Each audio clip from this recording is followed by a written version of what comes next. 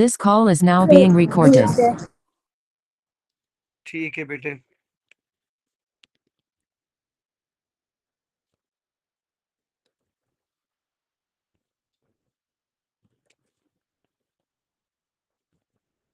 आ गया बेटा आपके पास, ठीक है।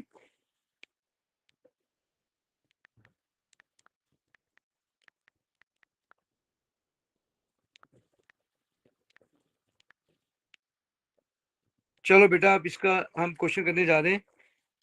ये हमारे पास है 2025 मई जून period 22। Question number 1, diamond and graphite are both crystalline solid made from carbon atoms. Graphite conducts electricity, diamond does not conduct electricity. Name the type of lattice structure present in crystalline solids, diamond and graphite. बोलो बेटा क्या लिखेंगे? Diamond में कौन सा crystal lettuce है और graphite में कौन सा है?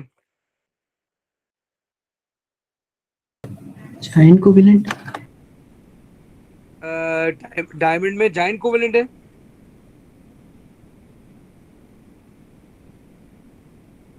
हाँ सर। ठीक है, और ग्रेफाइट में क्या लिखेंगे? दोनों में जाइंट कोवेलेंट होगा ना? दोनों में जाइंट कोवेलेंट होगा। ठीक है जी, आपने कहा दोनों में जाइंट कोवेलेंट होगा, तो लिख लेंगे जाइंट कोवेलेंट इन बोथ। दूसरा, explain how graphite conduct electricity. तो हमें मालूम है कि ग्रेफाइट के अंदर एक लोन पेयर होता है, एक अनपेयर्ड इलेक्ट्रॉन होता है बेटा। ये देखें, ये ग्रेफाइट है, ये 3 बॉन्ड बनाया हुआ है, ये 3 बॉन्ड बनाया हुआ है। ये देखें, एक इलेक्ट्रॉन सब में, ये एक इलेक्ट्रॉन सब में, इसे कहते हैं ये डीलोकलाइज इलेक्ट्रॉन है। तो इस पूरे लेयर्स में ये भागता रहता है। 1 मार्क का क्वेश्चन है, तो लिखेंगे ग्रेफाइट हैज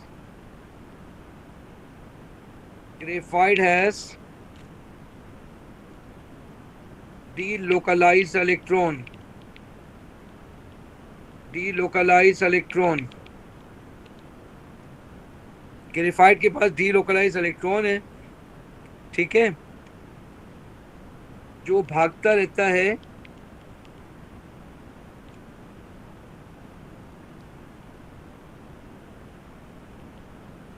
लेयर्स में। तो पीछे अगर आप एक इलेक्ट्रॉन देंगे तो यही एक लेयर से दूसरी लेयर, दूसरी लेयर से तीसरी लेयर जाएगा। That's why it is conductor. अगला पार्ट है बेटा, बोले सर आपके ना मैंने वो शॉर्ट टर्म रिवीजन नोट्स में है ना देखा था, अनपेयर्ड पीजेड ऑर्बिटल लिखा था। वो भी सही है, अनपेयर्ड पीजेड। हाँ, ये भी कह सकते हैं, अनपेयर्ड इलेक्ट्रॉन है, ये भी कह सकते हैं, ठीक है। असल चीज है, देखिए, डीलोकलाइज इलेक्ट्रॉन जरूरी है, अनपेयर्ड पे नंबर नहीं मिलेंगे, ठीक है। अनपेयर्ड, आप इस सवाल में आपने डीलोकलाइज इलेक्ट्रॉन लिखना है। जब भी कंडक्टर का है, या तो फ्री आयन होंगे या डीलोकलाइज इलेक्ट्रॉन। फ्री आयन है नहीं, डीलोकलाइज इलेक्ट्रॉन लिखेंगे। अच्छा जी, अगला है explain why diamond does not conduct electricity. तो भाई क्यों नहीं करता? कि इसके अंदर कोई भी जो है वो डीलोकलाइज इलेक्ट्रॉन नहीं है।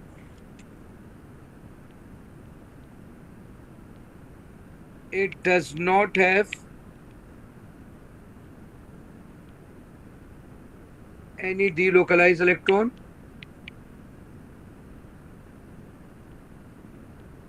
दो ही रीजन है, ना ही डीलोकलाइज इलेक्ट्रॉन है और कोई चार्ज भी नहीं है।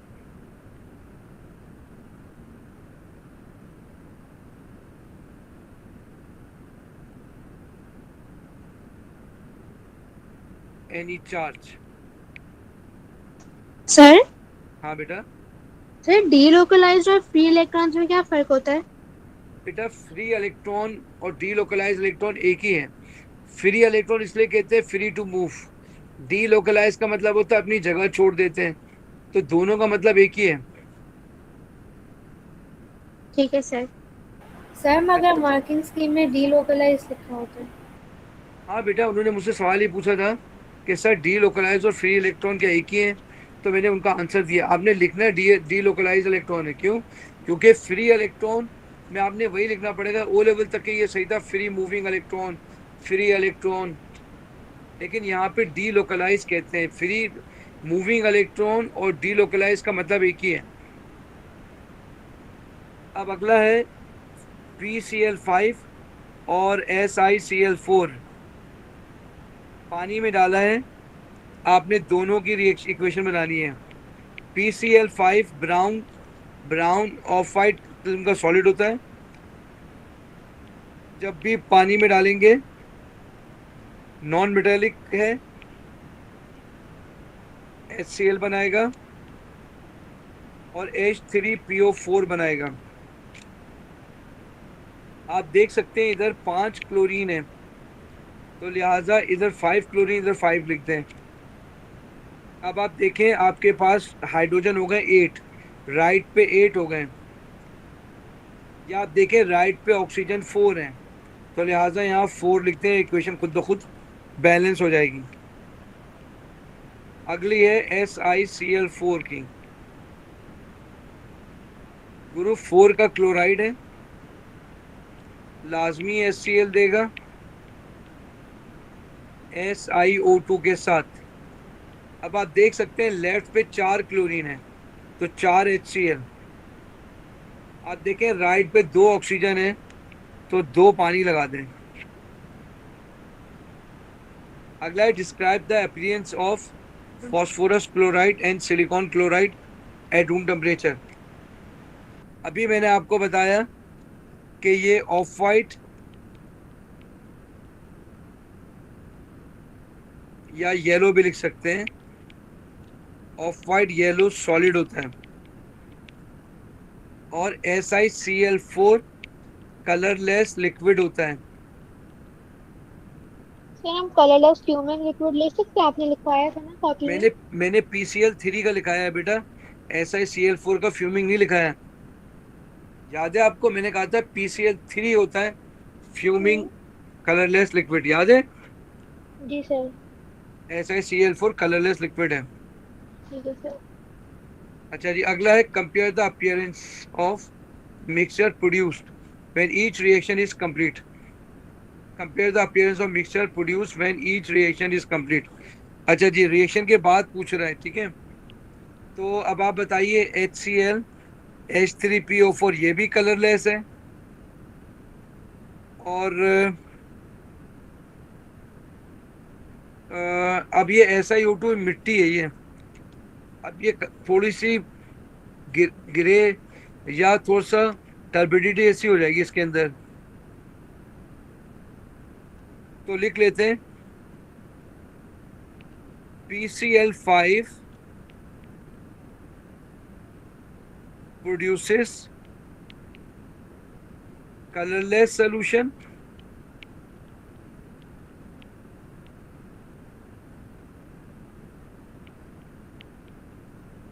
यानी H3PO4 की वजह से, while SiCl4। सर हाँ बेटा बोलो। सर गूगल पे वाइट सॉलिड और ट्रांसपेरेंट क्रिस्टल आ रहा है। किसका बेटा, किस चीज का? SiO2।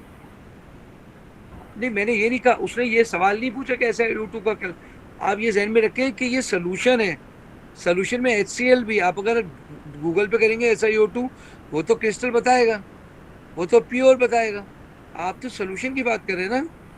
अच्छा सही है। ठीक है, तो ये कोई टर्बिडिटी जैसे बनाएगा, वाइट टर्बिड सोल्यूशन।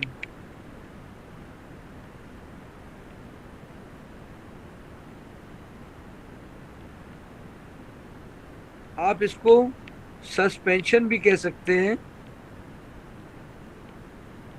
जैसे कोई डॉक्टर के पास जाते हैं ना, डॉक्टर अपना आपको सस्पेंशन देता है, तो वो जो जिसमें पार्टिकल्स होते हैं उसे कहते हैं सस्पेंशन। अगर आप मिट्टी और पानी को मिक्स करेंगे और हाथ से छुएंगे, आपके हाथ में क्रिस्टल जैसे चुभेंगे ना, तो वो कहलाएगा सस्पेंशन। क्यों है ये सस्पेंशन? SiO2 की वजह से।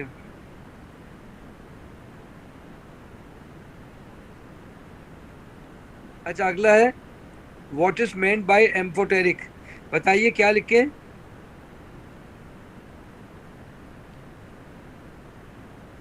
जो एसिड और बेस दोनों से रिएक्ट करे। बिल्कुल, compound reacts with acid and both acid and base। Sir जी बेटा। सर मैंने एक बार मार्किंग स्कीम में ये वाली लाइन पढ़ी थी और एक बार पढ़ी थी कि compound which exhibits both acidic and basic properties, तो वो भी सही होगा अगर हम वो यार लिखेंगे तो? मैंने आप यकीन, मैंने भी एक मार्किंग से पढ़ी थी जिसमें खाली ये लिखा हुआ था कि compound react with both acid and base. उसमें ये नहीं लिखा हुआ था कि behave as acid and base. ठीक है सर, तो यही वाला लिख लें फिर हम। यही लिखे, अपने आप को बचाएं। ठीक है सर। अच्छा जी, अब अगला टेबल है आपके पास। आपसे कह रहा है कि SO2 ही दिया हुआ, melting point, force of attraction. अच्छा जी, बताइए फिर ऊपर एक SO। सवाल रह गया। एक सवाल रह गया, अच्छा हाँ। Identify the formula of a peer 3 oxide that is amphoteric. बच्चों वाला सवाल क्या है बेटा? Al2O3। शाबाश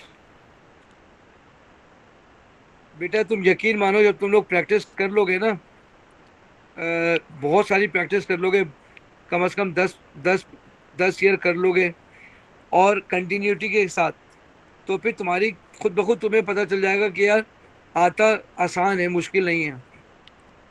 लेकिन तुम अपने रजिस्टर में घूमते रहोगे, रजिस्टर ही पढ़ते रहोगे, पास पेपर करोगे नहीं, फिर मुश्किल है। बताओ SO2 में कौन सी फोर्स होगी?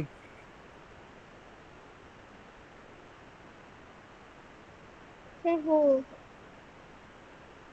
Permanent dipole. वंडरबॉल। नहीं, SO2 है ना, कोई तो लीनियर वैन TITF वॉल है ना? टूटेगी ना? फोर्सेस ऑफ रोटेशन ब्रोकन, तो इसके अंदर PDDF होगी ना। सर हाँ PDDF सर, की होगी। O2 है ना। ये देखो SO2 का स्ट्रक्चर ऐसे होगा। सर TITF नहीं होगी, ऑक्सीजन ऑक्सीजन एक दूसरे से कैंसिल हो जाता है ना, आपने अगर समझाया अगर था। अगर लीनियर होगा तो कैंसिल होंगे ना, लीनियर ही नहीं है। जैसे वाटर है, वाटर तो पोलर है ना, ठीक है सर, समझ आ गई। कैंसिल नहीं हो रहा। तो अच्छा सर तभी carbon dioxide is has TITF ना, कि वो हाँ, लीनियर है? बिल्कुल सही कहा आपने। अच्छा, वाटर में कौन सी बॉन्डिंग होगी? हाइड्रोजन। हाइड्रोजन। हाइड्रोजन बॉन्डिंग होगी। अच्छा, अजीब सा लग रहा है, हाइड्रोजन बॉन्डिंग होगी। अच्छा, उसमें कौन सी होगी SiO2 में? PDDF। अ, इसमें कोवेलेंट भी लिखा हुआ है, तो भाई कोवेलेंट लिखेंगे, बिल्कुल सही है। मैंने कहा था होंगी बहुत सी यारी, लेकिन SiO2 में लेयर्स नहीं है। अगर आपने वैसे भी कभी भी लिख दिया ना, टेम्परी इंड्यूस, गलत हो जाएगा।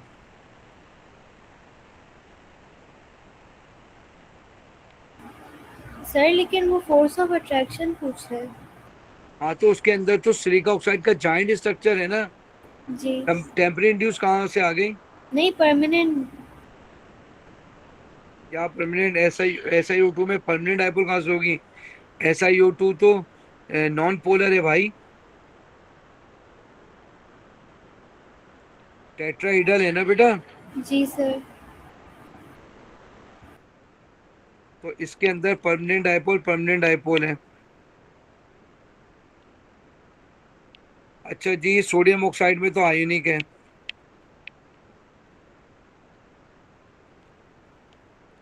बताओ मैग्नीशियम ऑक्साइड में क्या होगा बेटा? आयनिक बॉन्ड होगा।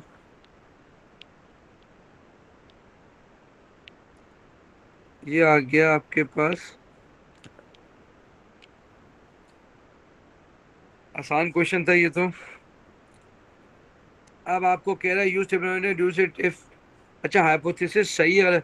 The stronger the covalent bond, between atom in non-metal oxide, higher the melting point. बताइए क्या ये जुमला सही है? सर इनफ सर इंफॉर्मेशन ये नहीं है ना इसकी। देखिए सर ये ऊपर वाली टेबल में मार्क्स तो नहीं कटेंगे? हमने पूरा पूरा लिख दिया और उसमें टेबल में बोला है कि ऐसे सिंबल लिखना है। Use the abbreviation below. हाँ, मुझे अजीब सा लग रहा था लिखे हुए, मैंने पढ़ा ही नहीं question.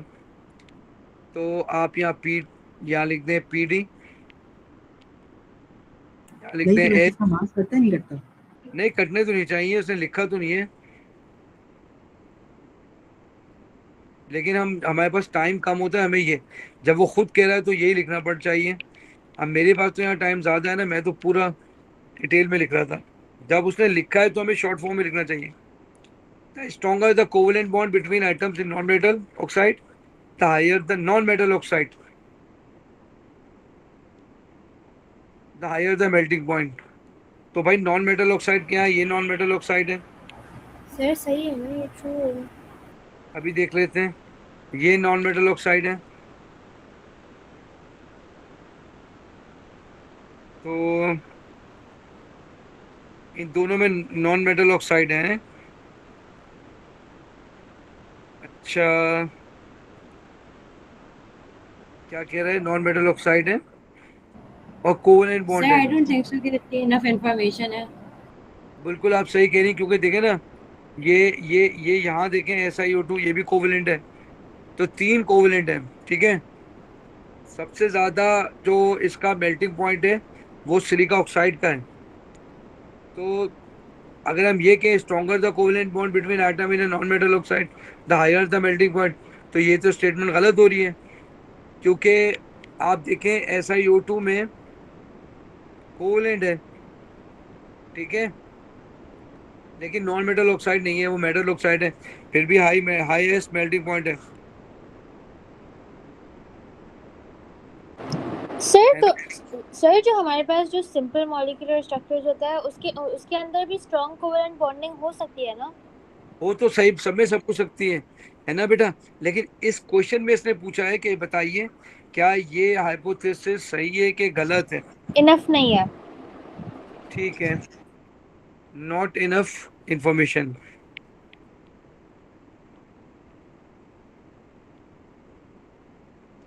Not enough information because sir हम फॉल्स नहीं लिख सकते? इफ दिस हाँ, आप ब्रैकेट में फॉल्स लिख लें, लेकिन इसने लिखा if there is not enough information to make a conclusion, तो ना ट्रू लिखेंगे ना फॉल्स लिखेंगे, नॉट इनफ इंफॉर्मेशन। सही है। 3 में से एक का है ना, not information because SiO2 has covalent bond while it has highest melting point। एक ये बात हो गई, और दूसरी बात है SO2 and water are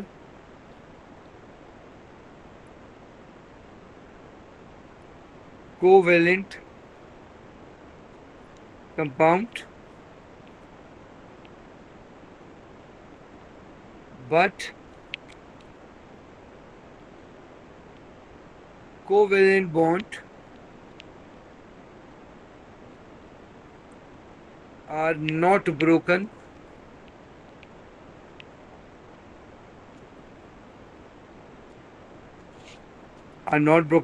broken during heating। कौन से बॉन्ड टूटता है बेटा? टेम्परी इंड्यूस डाइपोल फोर्स और हाइड्रोजन बॉन्ड और PDDF,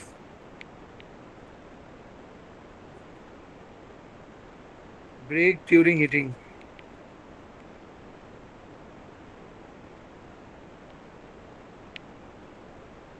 हो गया बेटा। बेटा कुछ पूछना है क्वेश्चन नंबर 1 में? बेटा जरा मुझे डेफिनेशन लिखाना रिलेटिव एटॉमिक मास की।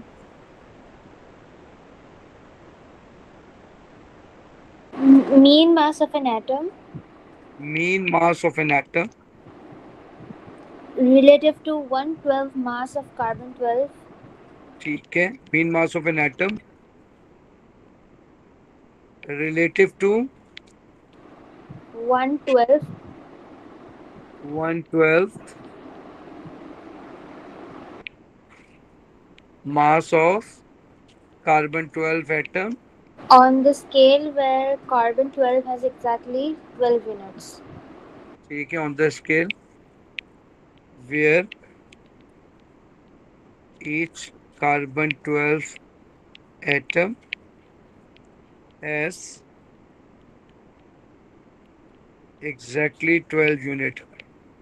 बेटा इस exactly 12 यूनिट के बदले हमने एक और लफ्ज इस्तेमाल किया था, क्या था वो? यूनिफाइड। Five atomic mass. शाबाश, unified atomic mass.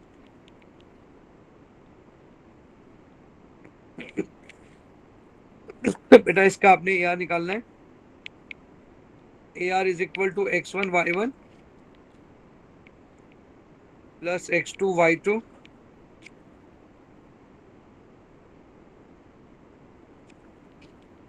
Divided by 100। 53.9 multiply by 6 plus 55.9 multiply by 91.9। अच्छा इसमें थर्ड आइसोटोप का है। थर्ड आइसोटोप का ओके निकालना okay okay okay okay okay, A R नहीं निकालना, थर्ड आइसोटोप का निकालना है। तो परसेंटेज थर्ड की निकालनी पड़ेगी ना। परसेंटेज ऑफ थर्ड आइसोटोप 100 -6 -91.9 कितना आ रहा है बेटे?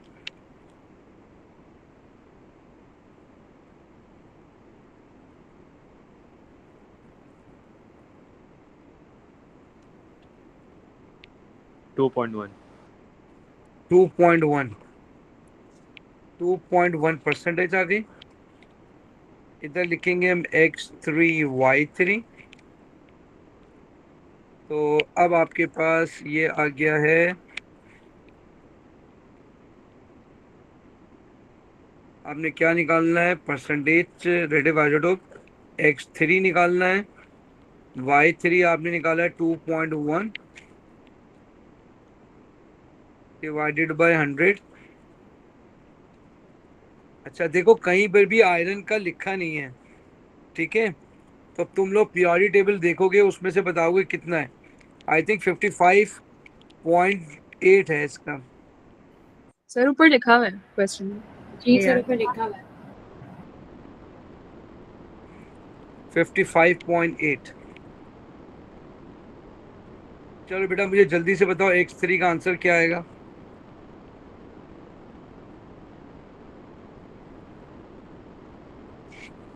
शाबाश, मुझे जल्दी से बता दो बेटा क्या आ रहा है इसका आंसर।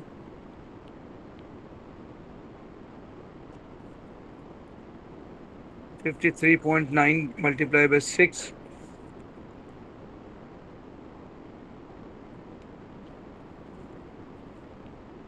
Sir, 56.9. 56.9 56.9 इसका आंसर आ गया है बेटा 56.9। Number of pair of electron third shell of iron 2 आइन। अच्छा 3D में कितने नंबर ऑफ पेयर्स बताने इलेक्ट्रॉन के, ठीक है? तो हम इसको लिखेंगे 1:2। Sir, 5. 5 होंगे, एक मिनट देख लेते हैं, ठीक है? 1:2 2:2 2p6 3s2 3p6 4s2। बेटा आयरन होता है 26, तो 3d6 हो जाएगा। अब ये कह रहा है आयरन +2 का बनाना है, तो आयरन 2 हटा देंगे ना। बिल्कुल 4s2 हटा देंगे, 3d6 आ जाएगा। तो इसको लिख देते हैं पूरा,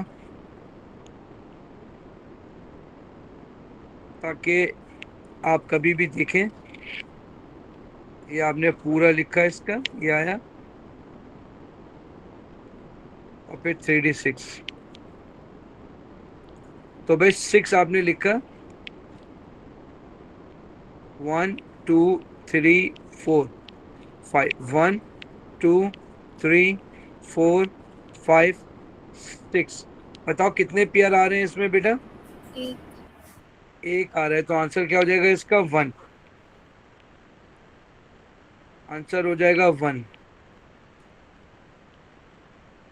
1 पेयर। अच्छा, sketch the shape of the lowest energy orbital in the shell with principal quantum number 2। तो बेटा 1s2 होता है, 2s2 2p6।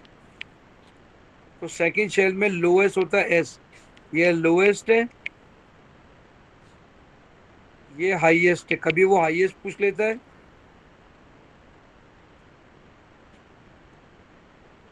कभी वो हाईएस्ट पूछ लेता है, कभी लोएस्ट पूछता है।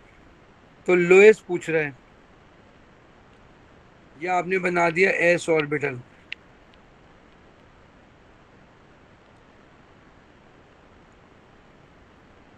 अच्छा जी, अगला है, आपने नंबर ऑफ एटॉमिक स्ट्रक्चर से आया हुआ है क्वेश्चन भाई, बहुत ज्यादा।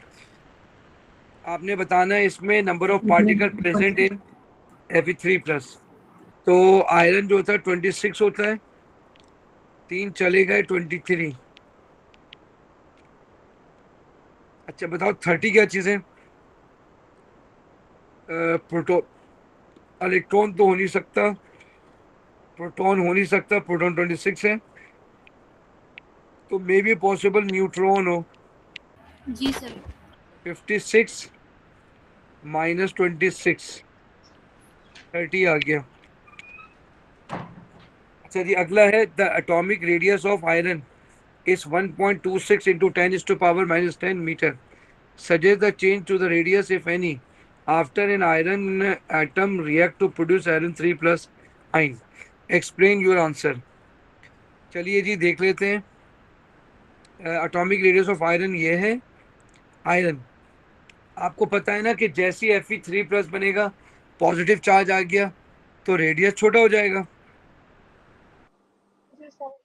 है ना बेटा? आयरन 2 में से जब 3 इलेक्ट्रॉन निकल जाएंगे तो रेडियस कम हो जाएगा।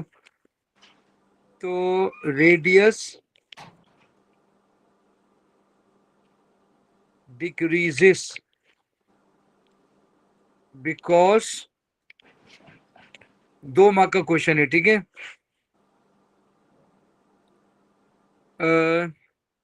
शेल तो चेंज नहीं हो रहा मेरे ख्याल में इसमें। 3D क्या था? 3D, sir nuclear charge increase हो रहा है। हाँ, फिर थर्ड ही ऑर्बिटल रह रहा है, शेल चेंज नहीं हो रहा, ठीक है। न्यूक्लियर अट्रैक्शन वाला रेजोनेंस का लिख लेंगे। न्यूक्लियर अट्रैक्शन वाला लिख लेंगे, ठीक है ना। तो देखो, एक तो मैं नंबर मिल गया रेडियस डिक्रीज लिखने का, अब एक नंबर चाहिए तुम्हें, ठीक है। तो हम लिखेंगे because nuclear attraction increases as electrons are removed,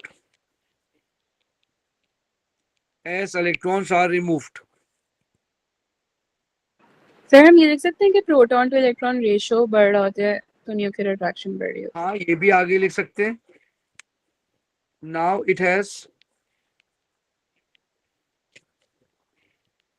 more protons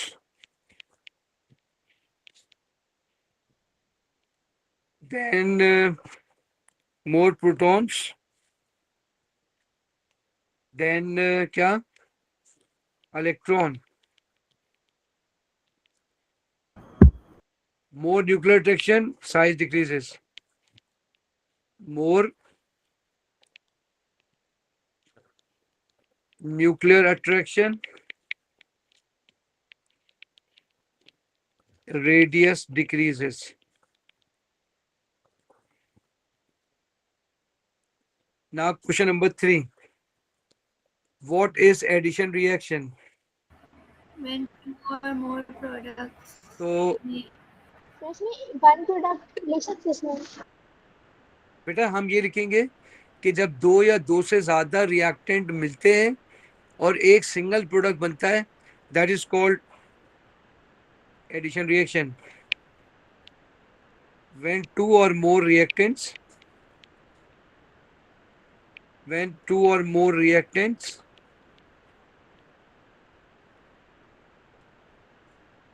react and form only one product,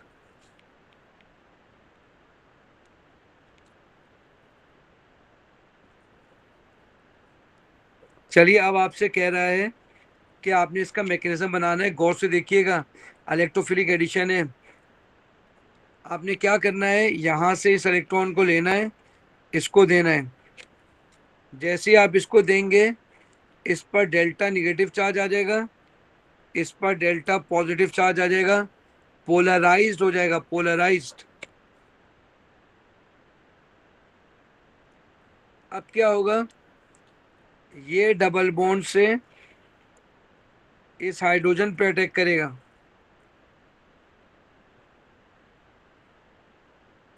अब आपके पास क्या चीज मिल जाएगी, देखें,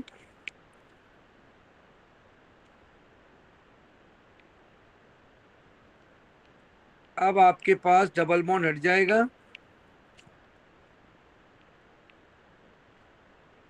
और इस पर हाइड्रोजन लग जाएगा, इस पर पॉजिटिव. मेरा बच्चा देखो, इसने क्या कहा है, मेजर का है माइनर का है? देखो जरा कौन सा बनाने को कहा इसने. तुम देखो देखो, चलो मैं तुम्हें दिखाता हूं, मैंने यही बनाया है, ठीक है. क्या ये मेरा आंसर सही होगा कि गलत? अभी तुम चेक करो. दूसरा बी आर आएगा, इस पर अटैक करेगा. बोलो क्या यही प्रोडक्ट बन रहा है?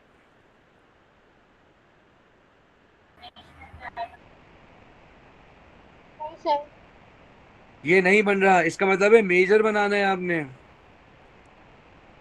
अगर आप गौर से देखें, इसने मेजर का है, CHBr का है, आपका CH2Br बन रहा है, तो ये गलत हो गया है.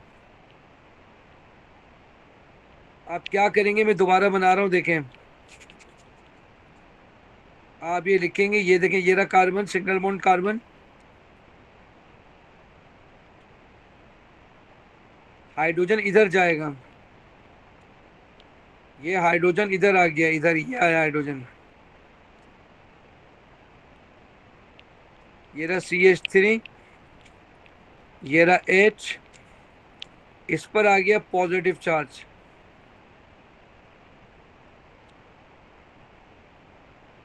ये आएगा Br माइनस,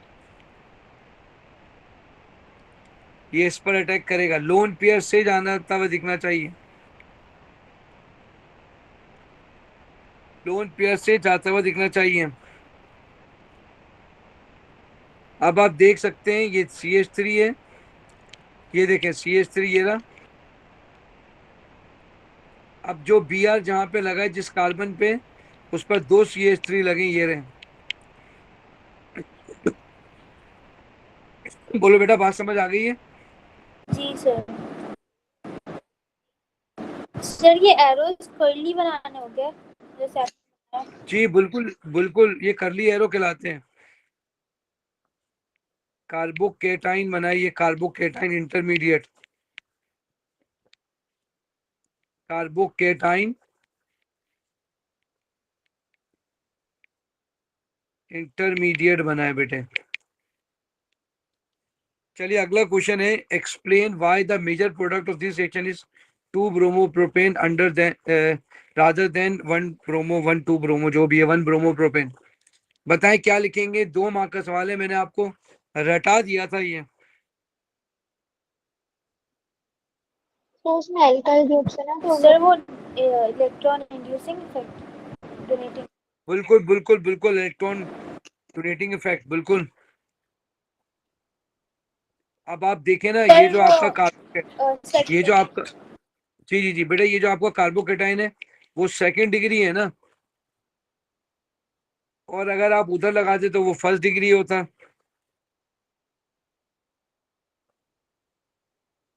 तो आप लिखेंगे 2 bromo propane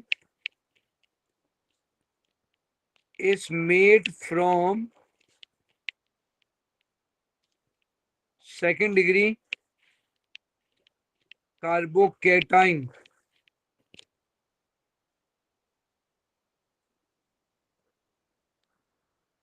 while 1 bromo propane is made from first degree carbocation।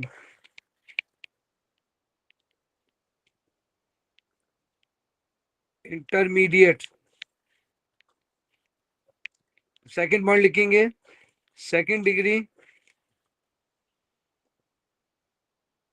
carbocation is more stable due to electron donating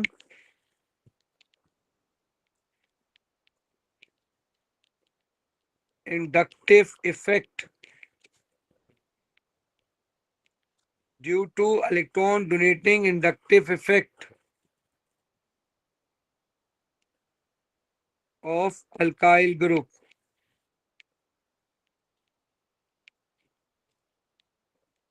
bracket में लिख देंगे प्लस आई इफेक्ट। लाइन से एक्सीड नहीं करेंगे, मैंने कुछ ज्यादा लंबा चौड़ा लिखा है समझाने के लिए, इसलिए मेरा लाइन से नीचे आ गया है। चलिए अब हम बात करते हैं बी पार्ट की। H2O gas and nickel are added to alkene, shows how the concentration of X changes। ठीक है, use figure 3.2 to identify the limiting reagent in this reaction, explain your answer। बताइए क्या निकेल लिमिटिंग रिएजेंट है, या hydrogen है, या alkyne है? Sir hydrogen. Use your figure से, क्यों आपने कहा हाइड्रोजन? सर क्योंकि एल्कीन बच गई है, कॉन्सेंट्रेशन की बची हुई ग्राफ है। क्योंकि इसने सवाल ये पूछा लिमिटिंग रिएजेंट, क्योंकि यहाँ अल्कीन बच गई, एक्स बच गई है, ठीक है, तो बच गई है इसका मतलब है एक्सिस है।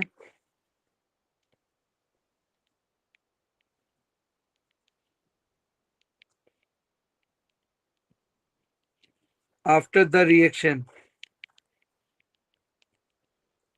जीरो नहीं हुई, तो इसका मतलब ये हुआ कि hydrogen, because some alkene left over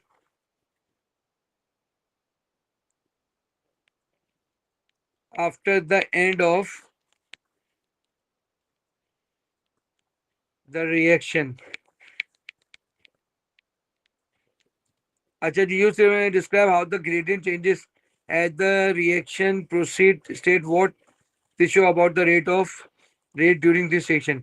बताइए क्या ये आपको जो दिख रहा है इसमें ग्रेडियंट पॉजिटिव है, निगेटिव है, क्या हो रहा है ये? सर डिक्रीज कर रहा है, सर रेट ऑफ रिएक्शन भी डिक्रीज करेगा। रेट ऑफ रिएक्शन डिक्रीज कर रहा है, निगेटिव ग्रेडियंट है ये। अगर मैं इनिशियल मेथड से लूंगा तो ऐसे आएगा। तो भाई आपने कहा है अब लिखेंगे नेगेटिव ग्रेडियंट और gradient decreases. Gradient decreases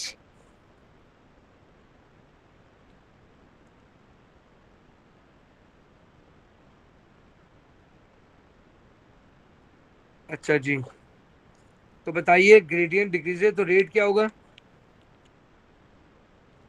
sure है। So rate also decreases. अगर ग्रेडियंट नेगेटिव ग्रेडियंट है तो रेट भी डिक्रीज होगा। चलिए ये अब अगला क्वेश्चन आ गया इंथैल्पी का। तो क्या कौन सा है? There are no other functional group present, Y react with an excess of hydrogen to produce hexane. अच्छा जी, अब इसका मतलब ये हुआ ये हेक्सीन से बना है।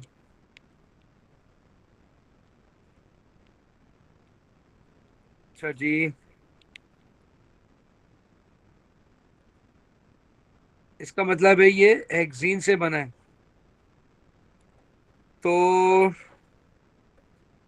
पहले हम निकालेंगे बॉन्ड ब्रेकिंग।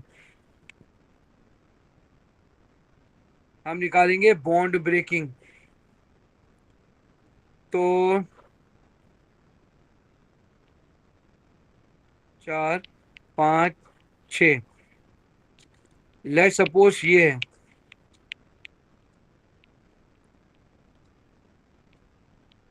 ये आपके पास आ गया हेक्सीन।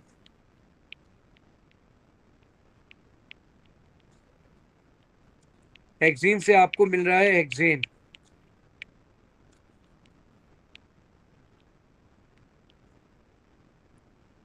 ये हेक्सेन आ गया।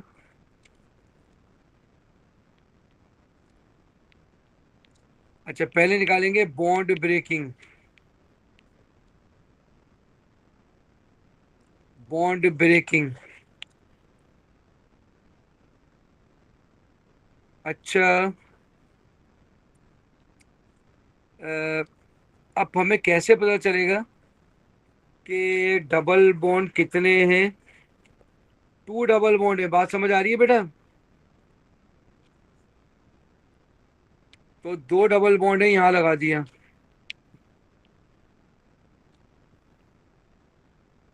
इसका मतलब ये हुआ कि ये 2 हाइड्रोजन भी आपने ऐड किए हैं। तो बताइए कितने डबल बॉन्ड ब्रेक हुए होंगे बेटा?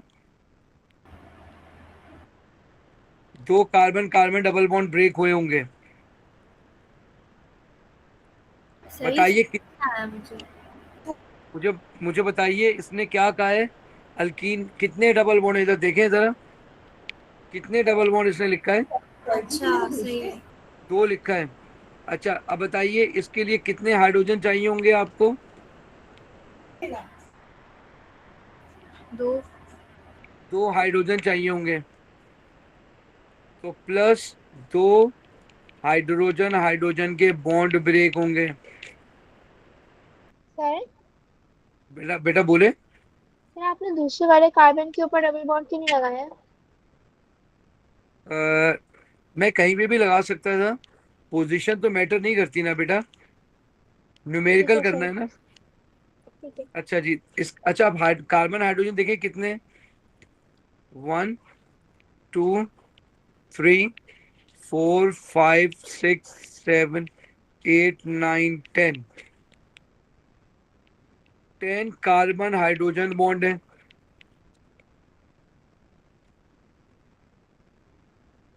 अब बताइए कार्बन कार्बन बॉन्ड कितने हैं?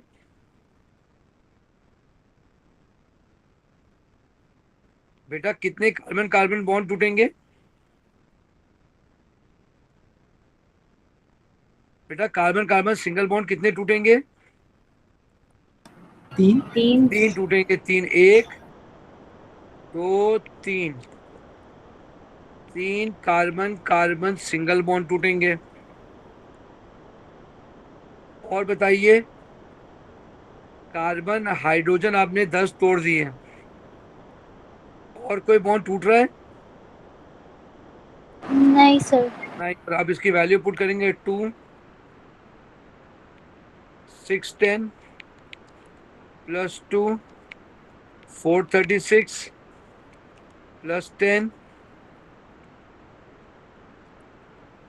410। सर हाँ बेटा बोले। सर इसमें कार्बन कार्बन ट्रिपल बॉन्ड की भी तो एंथैल्पी दी है। वो तो आपको बेवकूफ बनाने के लिए दी हुई है। अल्कीन में ट्रिपल बॉन्ड तो होता ही नहीं है, जी है ना बेटा? अच्छा जल्दी से बताएं कितने कितने क्या एनर्जी आ रही है?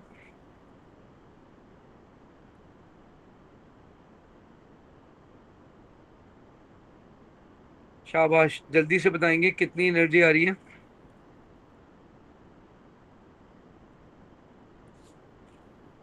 -248। -248 आ ही नहीं सकती है। जरा पूरी कैलकुलेशन करें।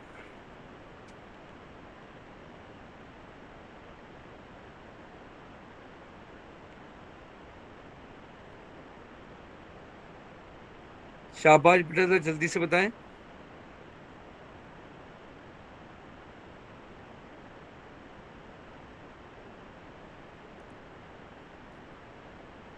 इसके अंदर 7242। 7242 किलोजूल पर मोल। अब आप देखें बॉन्ड फॉर्मिंग में सी एच बॉन्ड कितने बन रहे हैं? 1 2 3 4 4 5 6 7 8 9 10 11 12 13 14 14 जो है वो सी एच बॉन्ड बन रहे हैं। अच्छा, कार्बन कार्बन कितने बॉन्ड बन रहे हैं बेटे? 1 2 3 तो 4 5। 5 बन रहे हैं। 5 बन रहे हैं, बिल्कुल सही कहा आपने। तो 14 मल्टीप्लाई बाय 410, 5 मल्टीप्लाई बाय 350। बोलो बेटा ये कितना आ रहा है? सर 7490।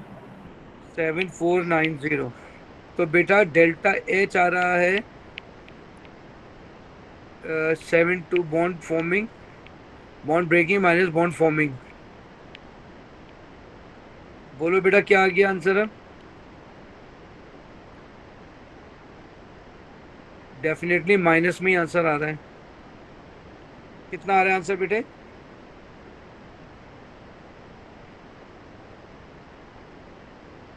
सर 248। 248 -248। आसान क्वेश्चन था पर लेंदी था। चलिए जी, नेक्स्ट क्वेश्चन है बोल्ट्जमैन डिस्ट्रीब्यूशन कर्व का। आपसे ये कह रहा है कि state the difference if any between area A and B.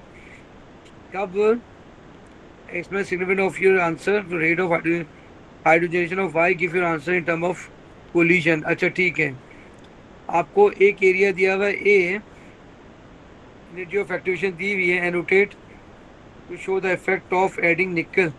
बताइए निकल डाला है क्या होगा बेटा?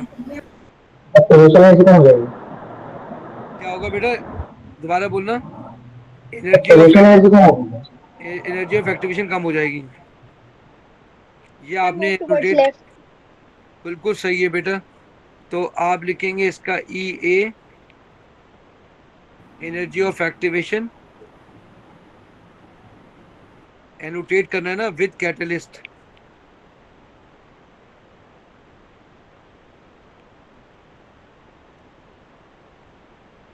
अच्छा जी, annotate to show the effect of adding nickel to at temperature T. ठीक है जी।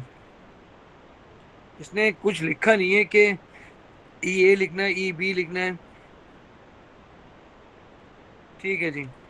अब ये कह रहा है एरिया बी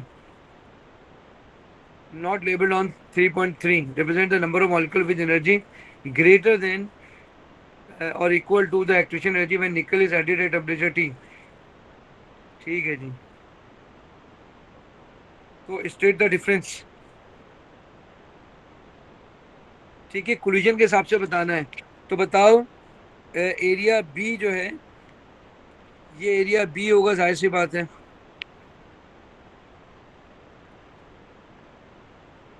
तो आप बताइए क्या लिखेंगे बेटा? सर एरिया बी वो वाला नहीं होता क्या आपने एरिया अपने बीटा वाला कैटलिस्ट होगा के सर। आगे बनाया? जी सर, आगे वाला होगा सर, जो बोल रहे ग्रेटर देन और इक्वल टू।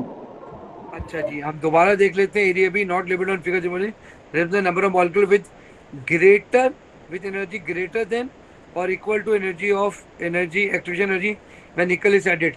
तो भाई डेफिनेटली ये वाला एरिया नहीं होगा, ये वाला एरिया होगा बेटा। जी सर। फिर जी इसके सर। आगे वाला भी होगा, एरिया ए भी होगा इससे। एरिया ए भी होगा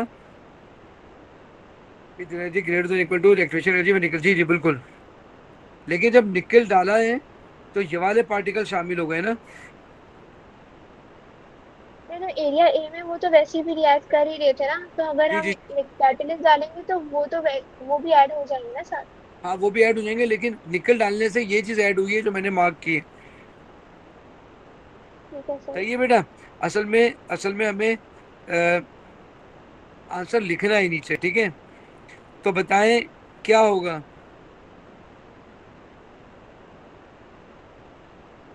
सर एरिया बी में मोर पार्टिकल्स हैं, मोर कोलिजन होगी। एरिया बी ज्यादा होगा, एरिया ए ज्यादा होगा, पहले तो ये बताओ। सर एरिया बी ज्यादा एरिया है। बी। ठीक है, area B will be greater than area A. एक नंबर तो मिल गया आपको, ठीक है। बताओ रेट किसका ज्यादा होगा? सर कैटलिस्ट के साथ। ठीक है, rate of reaction increases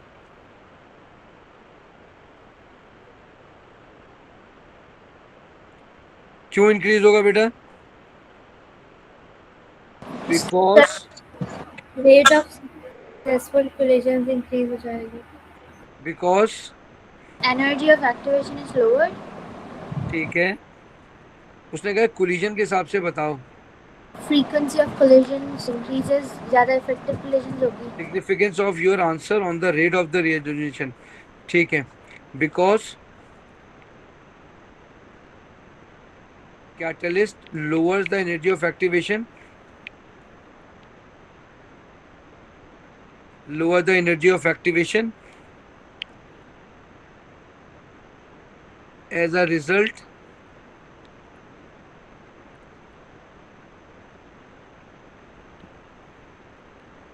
successful collision increases number of successful collision increases number of successful collision increases rate of क्या लिखा था, कौन सा rate of hydrogenation increases, hydrogenation increases. अगला क्वेश्चन है बेटा, alkane Z contain 2 carbon carbon double bond, Z react with an excess of hot concentrated acidified KMnO4 to produce only CH3CO। ये सारे को suggest the structure। अब मेरी बात गौर से सुनना बेटा, देखो तुम्हारे पास एक कीटोन बन रहा है, कार्बन डाइऑक्साइड। बताओ कार्बन डाइऑक्साइड और पानी क्या बता रहा है? Double bond CH2। Double bond CH2 बता रहा है। तो इसका मतलब है ये तो तुम्हारे कंपाउंड में है, ठीक है। अब तुम्हारे पास पता चला कीटोन भी है, तो इसका मतलब ये हुआ कार्बन कार्बन डबल बॉन्ड है और 2 CH3 इधर है। बोलो बेटा, ये बात समझ आ रही है? जी सर। इसका मतलब ये हुआ कि ये डबल बॉन्ड ये रहा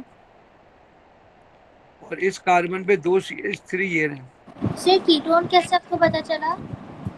ये लिखा है ना CH3CO CH3 बेटा,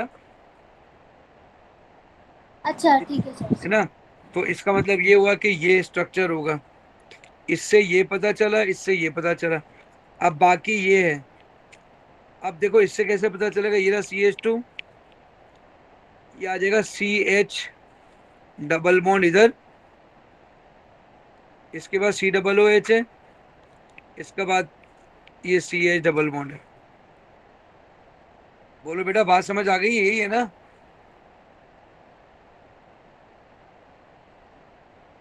जी सर, यही है। अब देखो यहाँ तुमने लिखा CH डबल बॉन्ड पहले से लिखा हुआ है, या CH2, ये आ गया CH।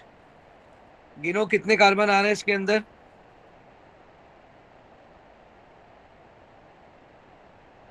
क्या तुमको मेरी बात समझ आ गई है बेटा?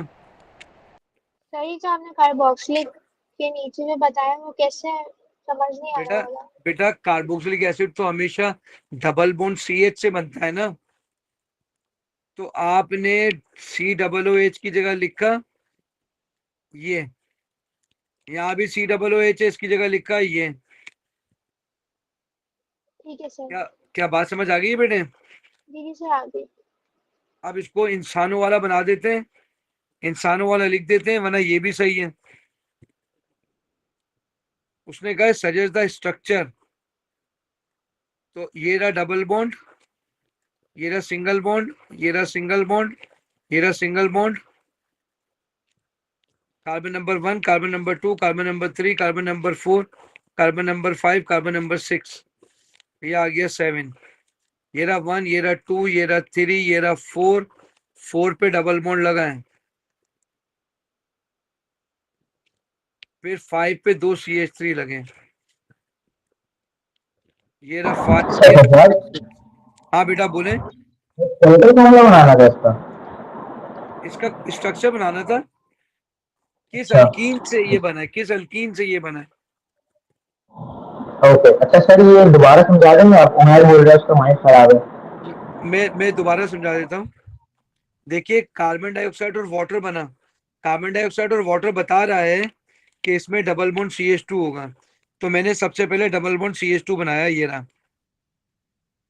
इसके बाद मैंने देखा कीटोन है, तो मैंने कहा भाई ये बनेगा, इसको हटाते हैं, O लगाते हैं ना, ये देखें ये रहा। फिर इससे मैंने ये स्ट्रक्चर ड्राइव कर लिया, CH से COOH बनता है, CH से COOH बनता है, इसको उठा के यहाँ लिख दिया, फिर सबको जोड़ लिया खुद ब खुद। CH2 बेटा कहाँ से आया है इसमें? कौन सा CH2? सही जो आपने ये थर्ड कार्बन है ना? ये वाला, नहीं सर, थर्ड कार्बन। ये रहा CH2। तो ये क्यों लिखा आपने? तो ये तो बेटा सवाल में लिखा हुआ है ना, ये रहा। ठीक है सर, ठीक है। ठीक है, चलो बेटा अब नेक्स्ट क्वेश्चन पे जाते हैं, क्वेश्चन नंबर 4। क्वेश्चन नंबर 4 कह रहा है कि रिड्यूसिंग एजेंट बताएं। कार्बोक्सिलिक एसिड को रिड्यूस करने का एक ही रिएजेंट होता है, lithium aluminium hydride in dry ether. ये एक्स्ट्रा चीज लिखी है आपने, उसने खाली फॉर्मूला पूछा था। सर NaBH4 कहाँ यूज होता है? NaBH4 एल्डिहाइड को रिड्यूस करने के लिए या कीटोन को रिड्यूस करने के लिए बस, और कोई कहीं कोई रिड्यूस नहीं करता, वो खाली इसको करता है। अब आपने इसको रिड्यूस करना है, ये बन जाएगा CH3 CH2 CH2OH। आप देख सकते हैं ऑक्सीजन जब भी कम होता है तो पानी बनता है। अब आप राइट साइड पे देखें, 3 4 5 6 7 8 9 10, इधर है 3 4 5 6, तो 4 बाकी हैं, तो 4 ही आ जाएगा।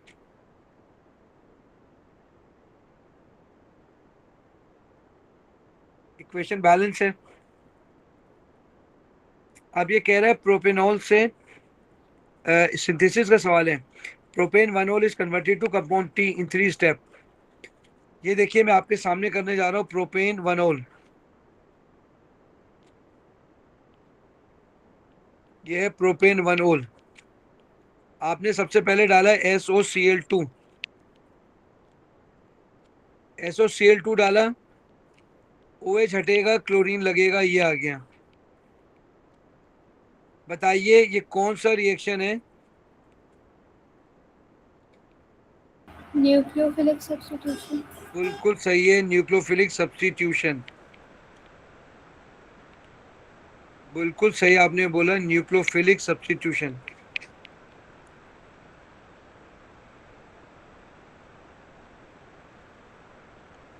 अगला क्वेश्चन है, identify the reagent condition required step 2। अच्छा जी, स्टेप 2 में क्या करना है आपने? ये KCN KCN, बिल्कुल सही है, plus heat under reflux. बिल्कुल सही है, इथेनॉल में डालना है। सर हम सोडियम साइनाइड भी ले सकते हैं ना? सोडियम साइनाइड भी ले सकते हैं मेरा बेटा, बिल्कुल सही कहा आपने। ये देखो बेटा, ये साइनाइड बन गया।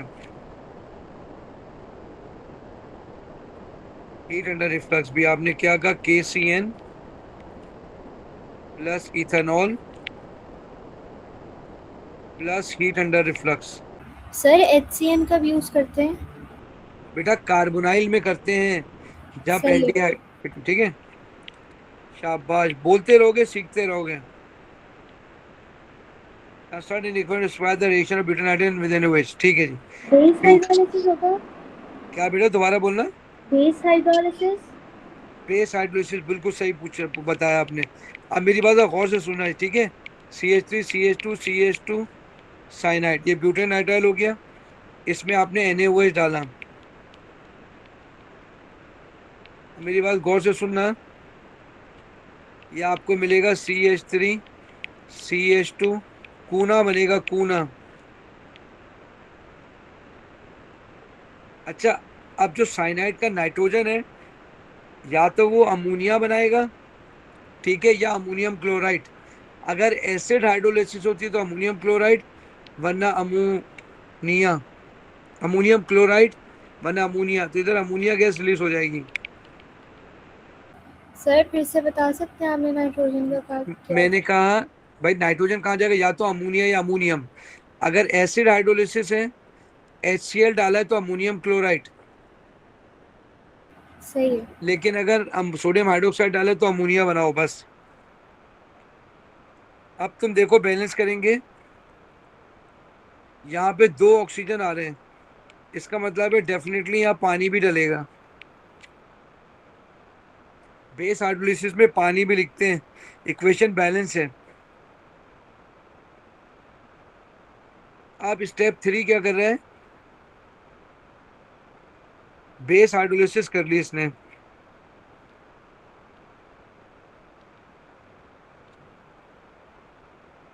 Base hydrolysis. याद रखिएगा, सोडियम हाइड्रोक्साइड अल्कली है, तो बेहतर ये है कि आप अल्कलाइन हाइड्रोलिसिस लिखें।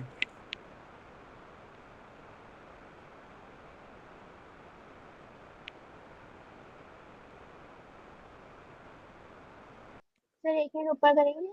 ठीक है मेरा बेटा।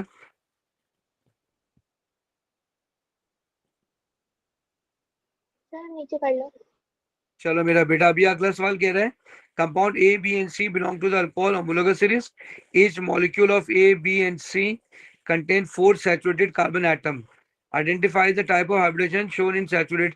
बताइए, सैचुरेटेड में sp3 होती है ना बेटा? जी सर। अनसैचुरेटेड में sp2 भी हो सकती है और sp भी हो सकती है। अच्छा जी, अब ये कह रहा है identify the gas produce when sodium. Alcohol में सोडियम डालेंगे, कौन सी गैस बनती है बेटा? हाइड्रोजन। हाइड्रोजन गैस, बिल्कुल सही है। बताइए, सोडियम मैंने 50 दफा आपको बोला था, रिड्यूसिंग एजेंट। रिड्यूसिंग एजेंट, बिल्कुल सही है। सोडियम जो है खुद ऑक्सीडाइज हो जाता है, दूसरे को रिड्यूस करता है, reducing agent.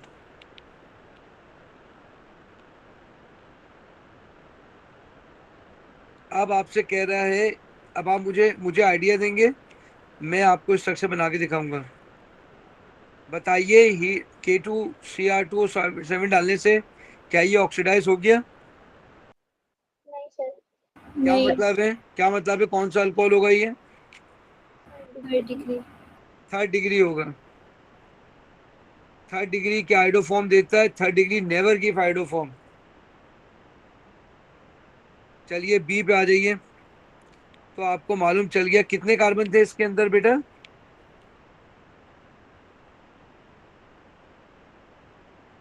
4 saturated 4। Carbon atom. ठीक है बेटा, ये OH आ गया।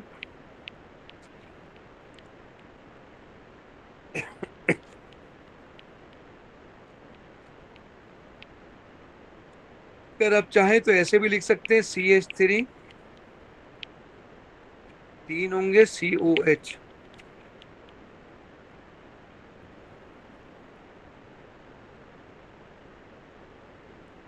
सर ये वापसी एक्सप्लेन करना।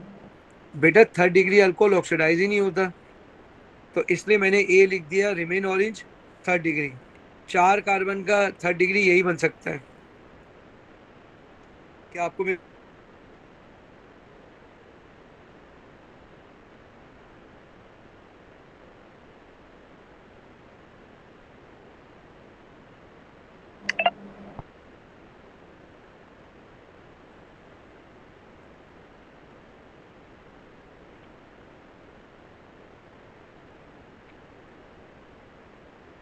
मेरे बच्चों मेरी आवाज आ रही है आपको?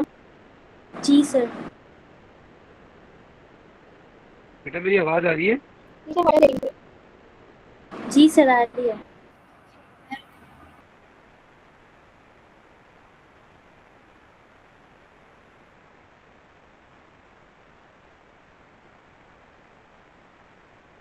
बेटा मेरी आवाज आ रही है? हेलो।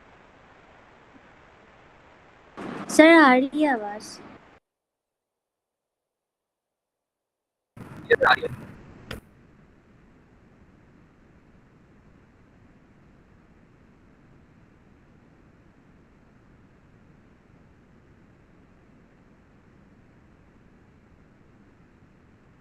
ठीक है बेटे, अब ये कह रहा है due to the possible reason भी। अच्छा ये देखिए, अब ये जो है ये क्या फॉर्मूला हुआ है, ठीक है? तो ये फर्स्ट डिग्री भी हो सकता है, सेकंड डिग्री भी हो सकता है, ये भी फर्स्ट डिग्री भी हो सकता है, सेकंड डिग्री। सर आपकी स्क्रीन नजर नहीं आ रही।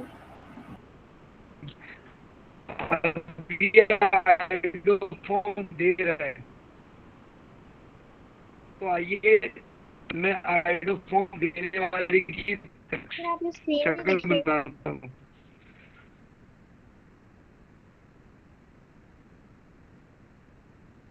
ये देखें, ये आइडोफॉर्म दे रहा है।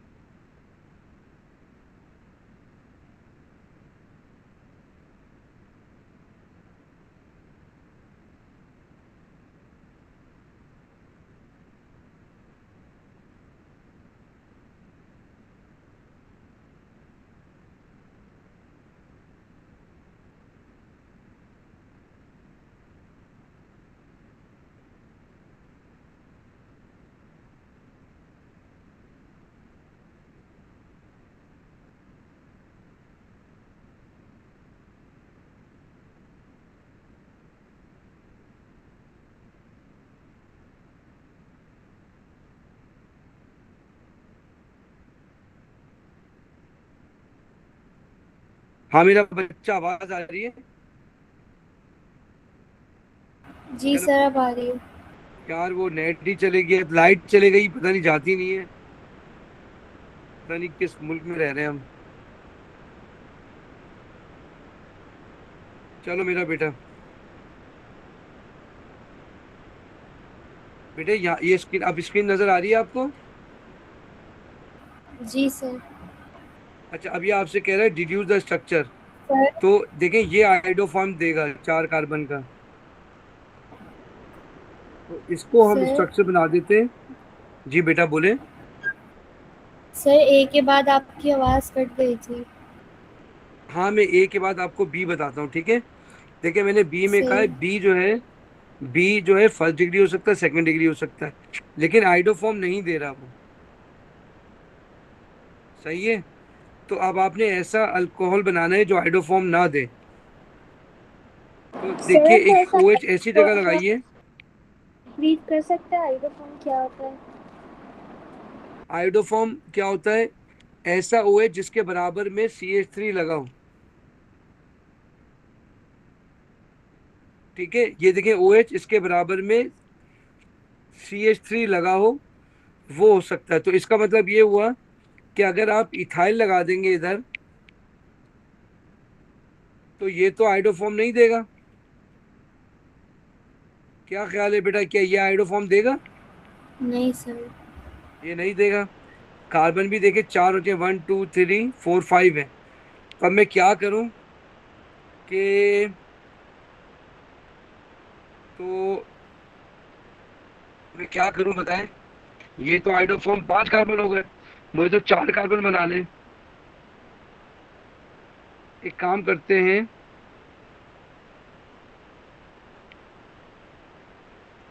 अगर मैं इधर लगा दूंगा तो क्या ये आइडोफॉर्म देगा बेटा? नहीं। तो ये भी सही है। CH3, नेम पूछ रहे हैं, नेम। ब्यूटेन 1 ओल। अब आप देखें इसके बाद वाला आइडोफॉर्म दे रहा है, तो डेफिनेटली इस OH के बराबर में CH3 होना चाहिए। तो ये आइडोफॉर्म देगा, इसका नाम है ब्यूटेन 2 ओल, क्योंकि OH कंटेनिंग कार्बन के बराबर में CH3 है। बोलो बेटा, मेरी बात समझ आ रही है? जी सर। चलिए इसका इंपेरिकल फॉर्मूला लिखना है आपने। सर ये CH2 है, ये CH है, ये CH है, ये खाली C है, ये खाली C है। काउंट करें बेटा कितने कार्बन है? C6H8O6 होगा मॉलिक्यूलर फार्मूला। ठीक है, H8O6। C6H8O6। तो अब आप इसको 2 से कैंसिल करेंगे, 2 3 ज़ा 6, 2 4 ज़ा 8, 2 3 ज़ा 6, तो C3H4O3। चलिए जी, ये विटामिन C आयोडीन डाला हमने, तो अब ये सब कुछ हो गया। ऑक्सीडेशन हो गई, आपको मालूम है ना? Sir iodo. हाँ बेटा बोले। सर ये मेरी आवाज पूरा आ रही है ना सेम। बेटे? जी सर। ये पूरा सेम क्या है? पूरा सेम सवाल इसी पेपर के वेरिएंट 1 में भी है। अच्छा ठीक है, हम जल्दी से कर लेते हैं, मेरे ख्याल में हमारा ये लास्ट क्वेश्चन है। ठीक है, आपने मोल निकालने आयोडीन के। ठीक है, आपने आयोडीन के मोल निकालने। हमारे पास क्या क्या दिया हुआ है देखें। हमारे पास कॉन्सेंट्रेशन दी हुई है आयोडीन की, और हमारे पास और क्या दिया हुआ है, और हमारे पास आयोडीन का वॉल्यूम भी दिया हुआ है। तो आयोडीन के मोल निकाल लेंगे। Mole is equal to CV/1000। बेटा कंसंट्रेशन दी हुई है 5 × 10⁻³ वॉल्यूम दिया हुआ आयोडीन का 36.65 डिवाइडेड बाय 1000। क्या आंसर आ रहा है बेटा, बताना जरा।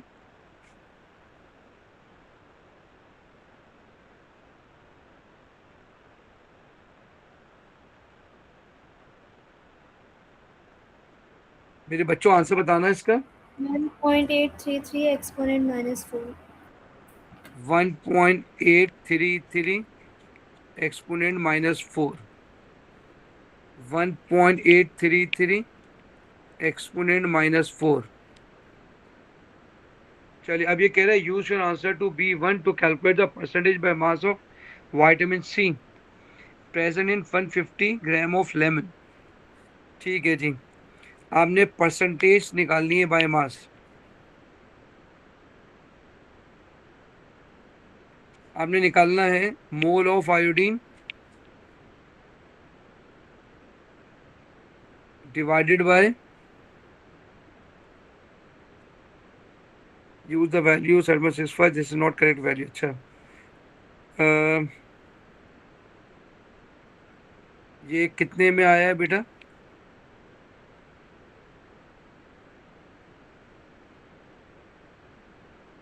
अच्छा, आयोडीन का, सर हमें विटामिन सी की निकालनी है। विटामिन सी की निकालिए, मोल रेशियो लगाएंगे पे, ठीक है। 1:1 का रेशियो है, ठीक है। तो हम लिखेंगे मोल ऑफ आयोडीन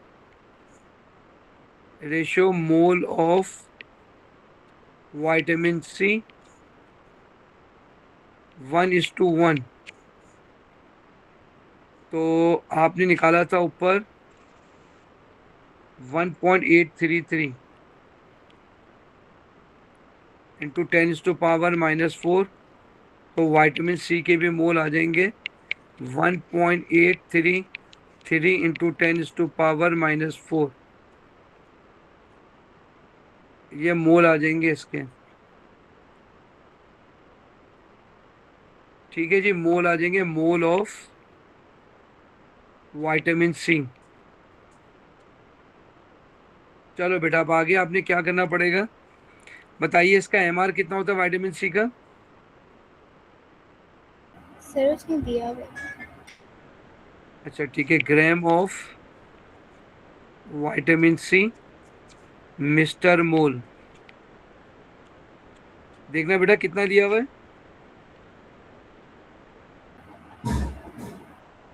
176।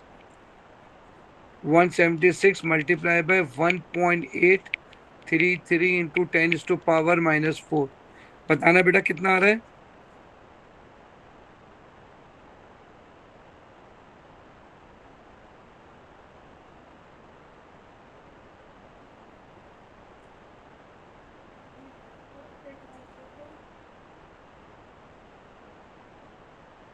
बेटा बताना कितना आ रहा है ये।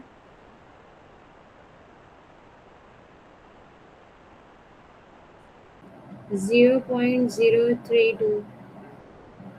32 ग्राम आ गया। अच्छा जी, अब आपने निकालना है परसेंटेज बाय मास। बताना बेटा कितना टोटल मास है इसका। 150 ग्राम. 150 ग्राम। निकालो बेटा क्या आ रहा है।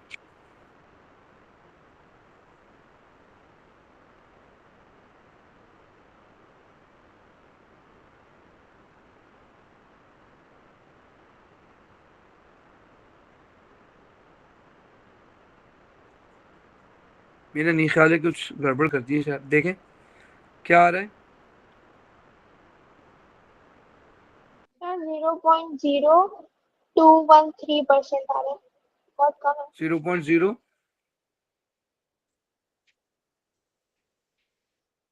0.03 नहीं सर 213। 213%। 213%। अच्छा, ये मैंने पूरा सवाल असल में पढ़ा नहीं है।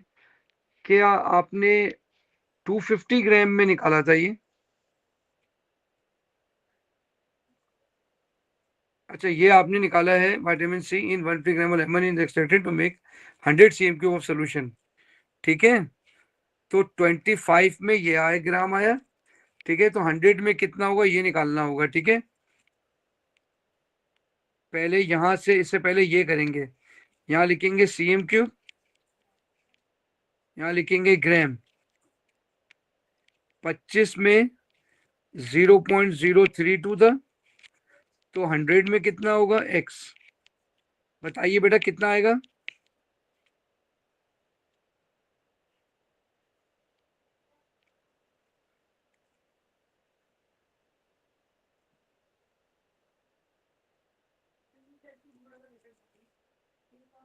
बेटा भी आखिरी क्वेश्चन है, थोड़ा सा जल्दी कर देंगे बेटा।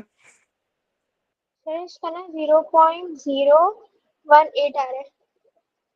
इसका है 0.18 gram of 128 vitamin C. Sir 0.128 जी सर। 0.0128। नहीं सर 0.128।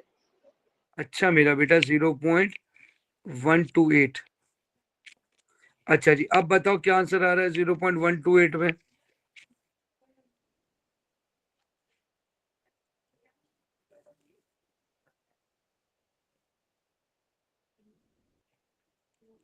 सर 0.0853। यार पता नहीं कहाँ मिस्टेक हो रही है। चलिए असल डिवाइडेड में बाय 150 क्यों कर रहे हैं? क्या दोबारा बताना बेटा? सही डिवाइडेड आंसर बाय 150 क्यों कर रहे हैं?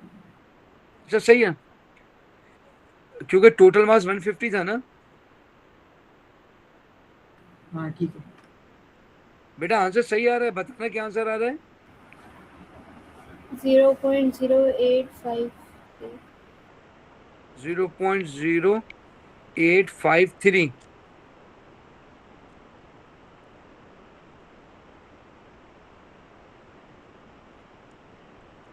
चलो बेटा बिल्कुल सही आंसर आ गया अल्लाह के हुक्म से। बेटा सही आंसर है ना? सर मार्किंग स्कीम में 0.086 लिखा हुआ है।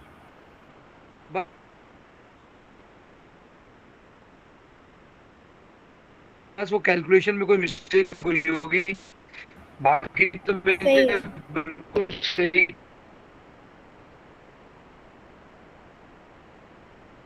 क्या है, कोई 19-20 कैलकुलेशन में हो गई होगी। करा तो हमने बिल्कुल सही है, क्योंकि हो सकता है 1.833 आपने बताया कुछ और, बाकी सब जगह तो सही है। चलिए अब ये कह रहे हैं विटामिन सी में आपको जो है ये पी खा रही है, ठीक है? तो भी ठीक है, बताइए किसकी भी बेटा यहाँ से देख के बता देंगे। 1500 से कहीं नजर आ रही है आपको?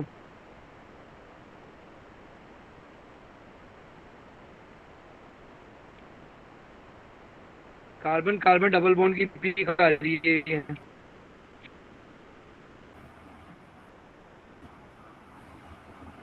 जी सर। करना क्या है? Vitamin C to predict which of these if any are present in the P. बताए कार्बन विटामिन सी के अंदर जब आयोडीन का डाला है तो कार्बन है, carbon carbon double bond absent है।